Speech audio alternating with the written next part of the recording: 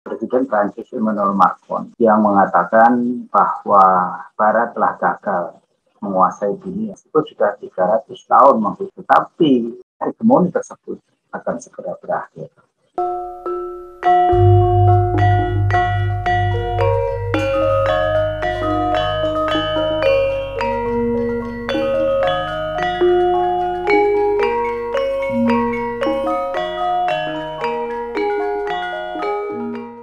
Itu yang disampaikan Macron dalam pidatonya secara internal pada konferensi Partai Republik. Macron berkata, kami hidup bersama di dunia ini dan para hadirin di sini tahu mengenai dunia ini lebih baik daripada saya. Ya, tatanan internasional sedang dijungkir balikkan dengan cara yang baik. Dan saya yakin ini adalah pergolakan besar dalam sejarah kita. Dan memiliki konsekuensi yang khas di hampir semua wilayah. Ini merupakan transformasi tatanan internasional, integrasi politik, dan reorganisasi strategis. Ya, saya harus mengakui bahwa hegemoni Barat mungkin akan segera berakhir. Kita telah terbiasa dengan tatanan internasional berdasarkan hegemoni Barat sejak abad ke-18. Ini adalah Prancis yang terinspirasi oleh pencerahan dari abad ke-18. Ini adalah abad ke-19 di mana Inggris dipimpin oleh revolusi industri. Ini adalah Amerika yang muncul pada abad ke-20 yang bangkit dari dua perang dunia kedua. Prancis, Inggris, dan Amerika Serikat telah membuat Barat hebat selama 300 tahun. Prancis adalah budaya, Inggris adalah industri, dan Amerika adalah perang. Kita sudah terbiasa dengan kebesaran yang memberi kita dominasi mutlak atas ekonomi dan politik global. Dan apa-apa yang telah berubah, krisis datang dari kesalahan kita sendiri, dari Barat. Sementara yang lain datang dari tantangan negara-negara berkembang. Di negara-negara Barat banyak pilihan yang menurut saya salah dibuat oleh Amerika Serikat yang sangat menghadapi krisis yang sangat mengguncang bagi dunia kita. Perhatikanlah bahwa ini tidak hanya dimulai dengan pemerintahan Trump. Presiden Amerika Serikat lainnya juga membuat pilihan yang salah jauh sebelum Trump. Kebijakan Clinton di Cina, kebijakan perang Bush, krisis keuangan dunia oleh Obama, dan kebijakan pelonggaran kuantitatif. Kebijakan yang salah dari para pemimpin Amerika ini adalah kesalahan mendasar yang mengguncang hegemoni Barat. Namun di sisi lain, kita sangat meremehkan kebangkitan kekuatan baru. Meremehkan kekuatan baru ini tidak terjadi hanya 2 tahun yang lalu, tetapi sejak 10 atau 20 tahun yang lalu. Kita harus mengakui bahwa China dan Rusia telah mencapai sukses besar selama bertahun-tahun di bawah gaya kepemimpinan yang berbeda. India juga dengan cepat muncul sebagai kekuatan ekonomi, dan pada saat yang sama ia juga menjadi kekuatan politik. China, Rusia, India, negara-negara ini dibandingkan dengan Amerika Serikat, Prancis, dan Inggris. Jangan kita perdebatkan imajinasi politik mereka yang jauh lebih kuat daripada orang Barat saat ini. Setelah mereka memiliki kekuatan ekonomi yang dahsyat, mereka mulai mencari filsafat dan budaya mereka sendiri.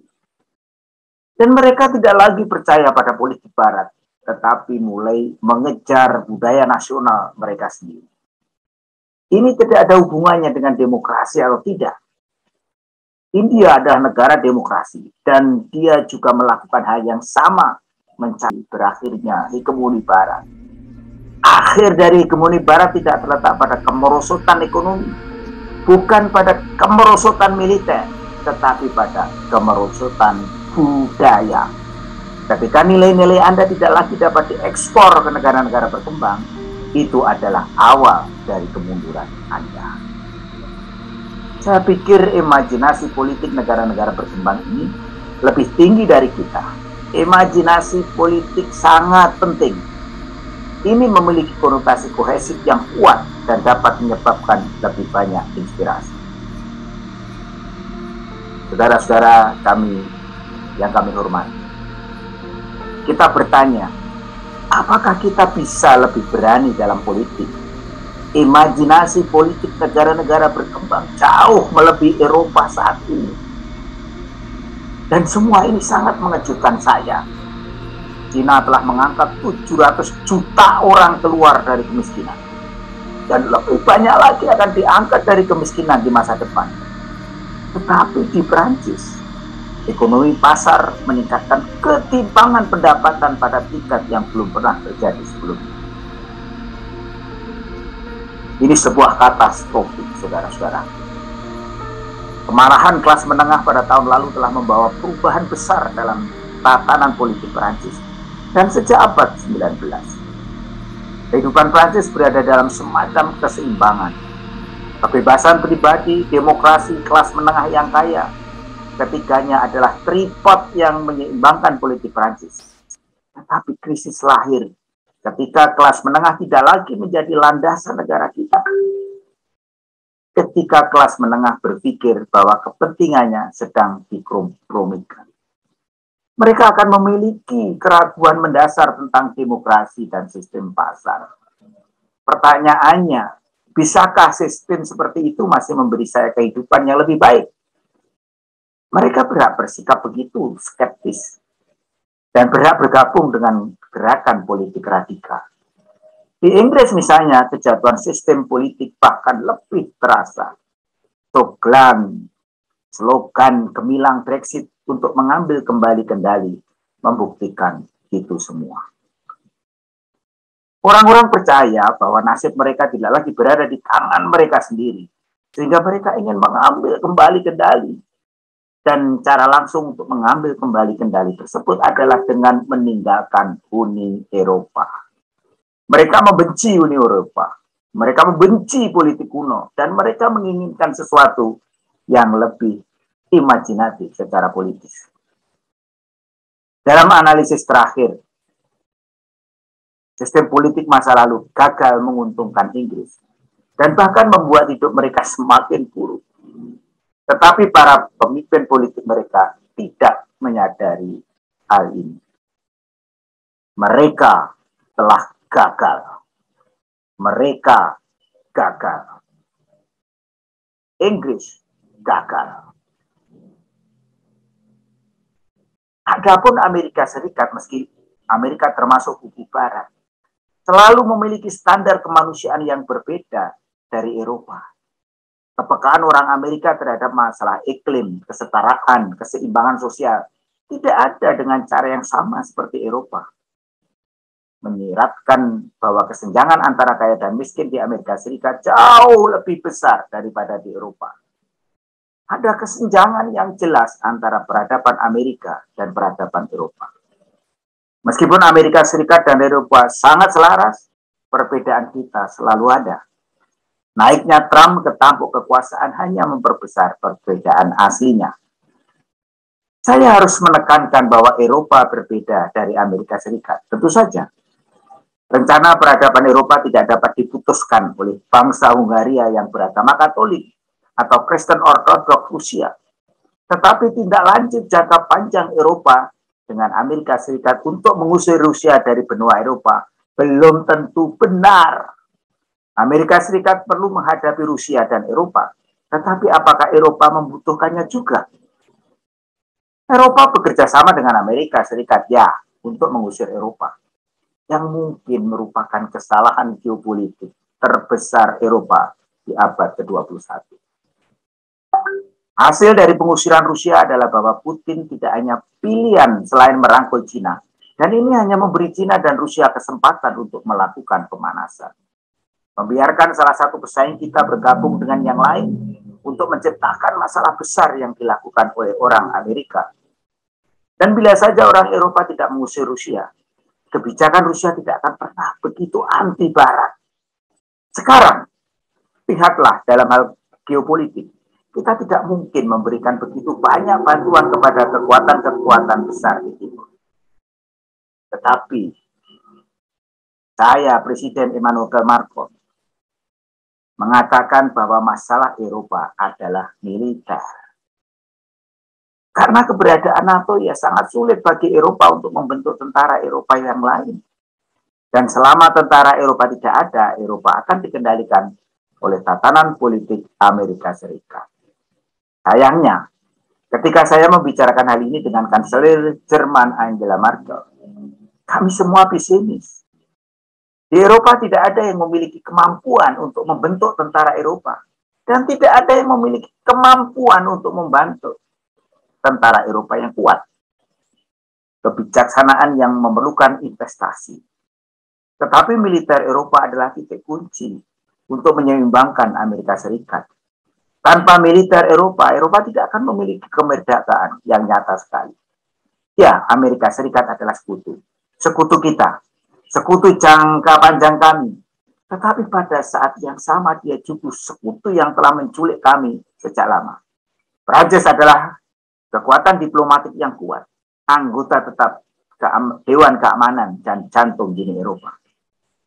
Tetapi membawa Rusia keluar dari Eropa mungkin merupakan kesalahan strategis yang membawa konsekuensi jangka panjang. Kalau Prancis tidak dapat menarik Rusia kembali ke Eropa, Prancis juga susah melanjutkan keterlibatannya, memicu ketegangan dan mengisolasi Rusia.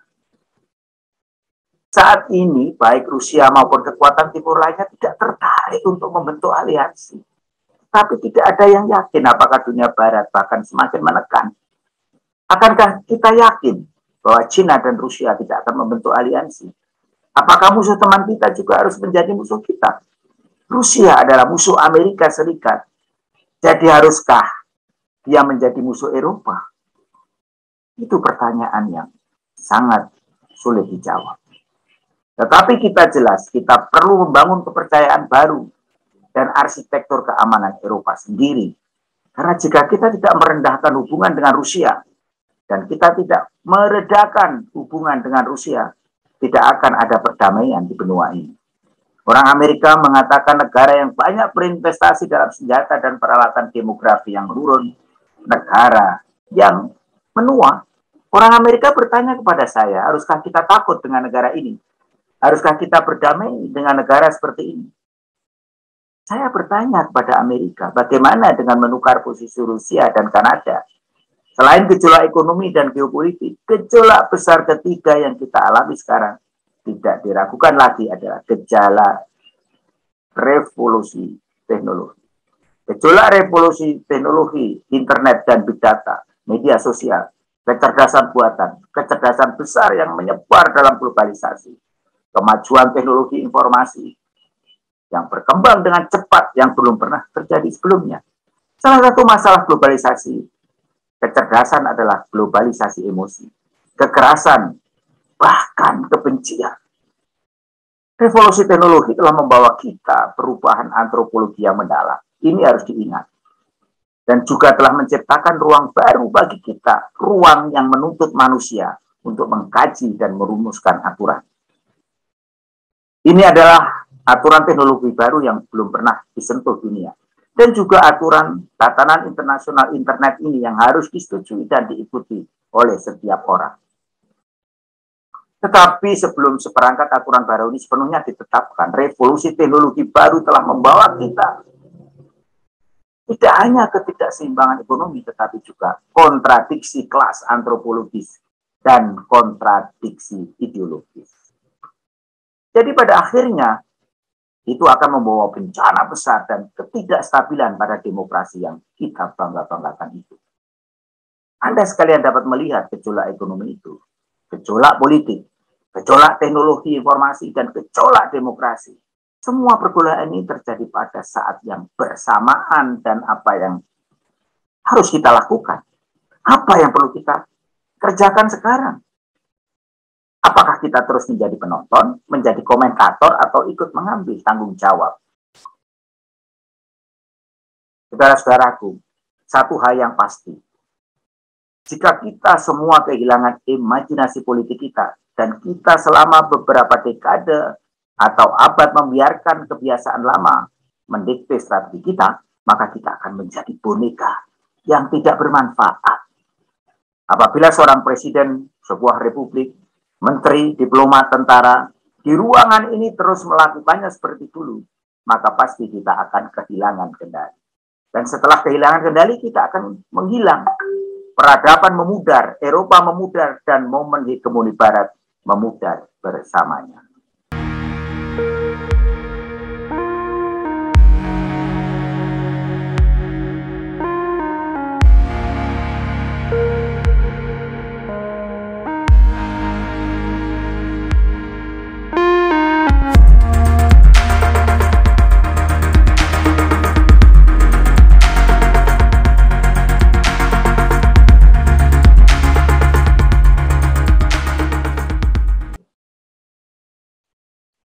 Pada akhirnya dunia akan berputar di sekitar dua kutub, Amerika, Cina, Eropa, dan harus memilih di antara penguasa kedua itu. Eropa akan kehilangan kendali sepenuhnya. Jadi sejauh ini saya hanya percaya pada satu hal sejauh, dan ini adalah keberanian, strategi politik yang berani menerobos dan mengambil resiko. Strategi politik semacam ini yang berbeda dari Eropa yang lama yang ada di masa lalu. Dan akan telah menyebabkan kegagalan di banyak hal. Dan ada juga sejumlah besar komentator di negara itu dan kritikus mengatakan bahwa kita tidak akan berhasil. Dan yang lebih fatal lagi bukanlah komentar dan kritiknya, tetapi hilangnya keberanian hati dan pemikiran imajinatif. Dan saya pikir hanya dengan mencoba politik yang berani dan imajinatif, kita dapat secara mendalam mencerminkan semangat nasional Prancis. Ini adalah metode terbaik. Hanya Prancis yang dapat membangun kembali peradaban Eropa yang mendalam. Hanya Prancis yang dapat mempertimbangkan masalah kelangsungan hidup Eropa dari perspektif strategi Eropa dan politik internasional. Ingat, semangat Prancis adalah semangat perlawanan yang ulet dan mengejar dunia yang berbeda. Semangat perlawanan tidak akan pernah menyerah pada keniscayaan dan kemampuan beradaptasi. Implementasi semacam ini harus dilakukan dengan semangat luar biasa dari rakyat Prancis. Dan tren sejarah akan terbentuk bahwa hanya Prancis yang dapat mengubah tren sejarah dan Eropa. Lambat laun tidak ditelan oleh kedua kutub tadi, China dan Amerika Serikat. Selanjutnya Prancis akan memiliki beberapa arah agenda penting. Yang pertama adalah agenda Eurasia. Prancis akan mempromosikan integrasi yang lebih baik dari jalur sutra baru Cina dengan strategi konektivitas Eropa. Tetapi integrasi ini harus dilakukan dengan menghormati kedaulatan dan aturan kami. 10 tahun yang lalu, kami membuat beberapa kesalahan dalam integrasi Eropa dan Asia. Ketika Eropa menghadapi krisis keuangan besar untuk mendapatkan bantuan, terpaksa melakukan privatisasi untuk mengurangi sebagian kedaulatan Eropa. Dari Italia di selatan hingga Inggris di utara, tapi kita tidak menyalahkan orang Cina yang pintar. Kami hanya bisa menyalahkan diri sendiri karena bodoh. Selain itu, dalam menghadapi kebangkitan Cina, Prancis juga harus menetapkan strategi Prancis dengan Amerika Serikat di kawasan Indo-Pasifik. Ini merupakan suplemen strategi Prancis menyambut jalur sutra Cina.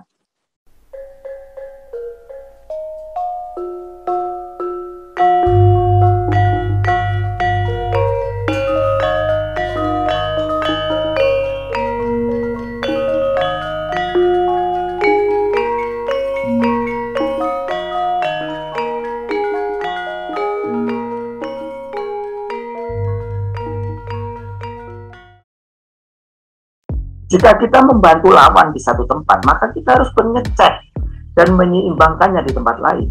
Ini adalah cara politik yang biasa. Prancis harus membangun pengaruh Prancis di kawasan Indo-Pasifik untuk mengimbangi kebangkitan kekuatan Cina di kawasan itu. Bagaimanapun Prancis memiliki jutaan penduduk dan hampir 10.000 tentara di wilayah tersebut. Prancis ingin menjadi salah satu kekuatan maritim utama di laut. Agenda penting kedua Prancis adalah memprioritaskan tegaknya kedaulatan Eropa.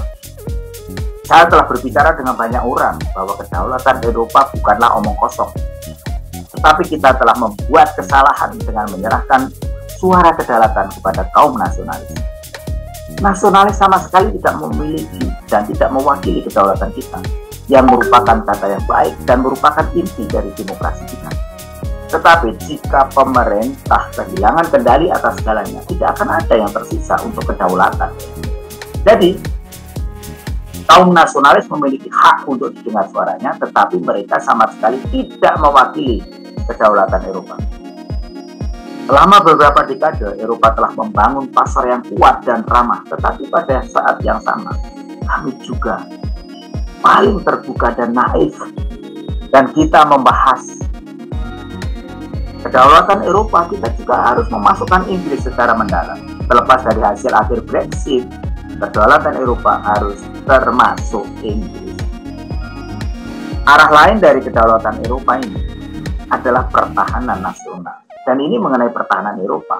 Tidak ada kemajuan sejak tahun 1950. Bahkan dilarang untuk dibicarakan. Ya, sekarang sudah waktunya untuk membangun inisiatif dengan lebih banyak kedaulatan pertahanan nasional, mengandalkan dana Eropa dan tentara Eropa. Saya pikir ini adalah waktu yang terbaik dalam beberapa dekade untuk membahas kedaulatan pertahanan Eropa, yang harus semua putusan di sini untuk bekerja lebih keras. Fokus lain dari kedaulatan Eropa adalah pemikiran Eropa tentang perbatasan, yang juga akan meluas ke topik pendudukan dan imigrasi. Karena Eropa telah mengalami krisis migrasi yang belum pernah terjadi sebelumnya, sejak 2015, kita harus menjauh dari rezim manajemen darurat bagi pengungsi untuk menciptakan mekanisme pendaratan bakat yang berkelanjutan. Dan yang lebih penting lagi, kita harus bekerja dengan organisasi internasional untuk migrasi, untuk menghidupkan kembali pekerjaan penyaringan imigrasi kita yang kita lakukan di Paris. Bagian terakhir adalah tentang kedaulatan ekonomi dan keuangan. Kami sekarang secara aktif berbicara tentang Iran dan terus mempertahankan klaim kami atas agenda Iran. Tetapi dolar AS memiliki kekhususannya. Ya, dolar AS memiliki kekhususan. Bahkan jika kami memutuskan untuk melindungi Iran, perusahaan kami akan bergantung pada dolar AS untuk bergerak maju. Catatan saya ingin mengatakan bahwa kita harus melawan dolar. Tetapi kita perlu membangun kedaulatan euro yang sebenarnya. Tetapi apabila proses ini terlalu lambat, kemajuan kita pasti terhambat. Dan dalam pembentukan C-Digital, Eropa juga perlu mempertimbangkan kembali. Karena mata uang digital juga akan mempengaruhi kedaulatan ekonomi di masa depan. Mereka merekonstruksi kedaulatan Eropa untuk kedaulatan ekonomi, kedaulatan pertahanan negara, dan kedaulatan perbatasan adalah satu-satunya cara untuk benar-benar memperkuat integrasi Eropa tanpa campur tangan negara lain. Hadirin sekalian yang kami hormati, mari kita memiliki diplomasi yang kuat dan koheren. Dan pada saat yang sama, hegemoni Barat sedang ditantang. Kita harus menggunakan imajinasi politik kita masing-masing. Kendalikan nasib orang Eropa sendiri dan kembalikan kendali kepada rakyat kita. Saya mengandalkan Anda untuk memainkan peran penting dalam diplomasi, dan saya berterima kasih atas permintaan. Saya akan selalu berada di sisi Anda untuk menjadikan Prancis sebagai pusat memimpin berbagai masalah politik penting. Jadikan utusan kita untuk memiliki kekuatan pelatihan yang kuat di seluruh dunia untuk membela kepentingan nasional kita. Bahkan melampaui kepentingan nasional kita dan membiarkan nilai-nilai kita menyebar ke seluruh dunia. Saya berterima kasih kepada Anda. Hidup Republik, hidup Prancis. Saya, Emmanuel Macron.